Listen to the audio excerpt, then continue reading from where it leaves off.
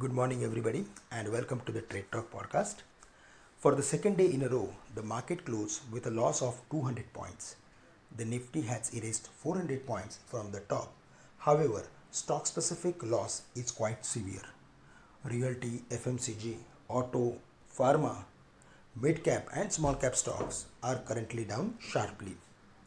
However, technology and financial stocks are showing strong resilience. As we discussed in our previous updates, the exhaustion gaps push the market backwards. In the current run-up, the market has respected the support of the 10-day simple moving average, which is currently placed at 18,150.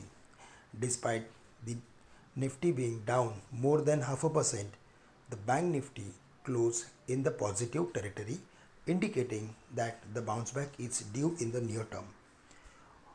On the intraday chart, the market is approaching the oversold level. Deep buyers might come to buy in the market between 18,200 18,150 levels. However, on the day of weekly expiry, traders take the charge of the market and based on their mood, the market swings. Currently, retailers are trapped with writing put options and FIs have position in the futures so that they can wind up at any time.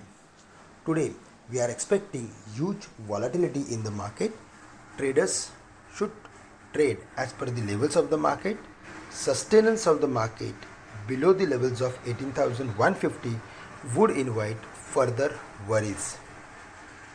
On the upside, 18,450 and 18,500 would be the main resistance for the market, and the focus should be on banks, telecommunication companies and few cement companies as they have fallen to their extreme levels. Global equity markets were steady as investors weighed corporate earnings, elevated inflation and risks from China's property sector. 10-year yield is not cooling off, which is a cause of concern, and currently it is at 1.66. The dollar index is at 93.6, but the crude is above the levels of 86. That will keep the sentiment heavy for Asian markets, for emerging markets. Broadly, for the day, we need to follow levels and based on that, we can trade in the market.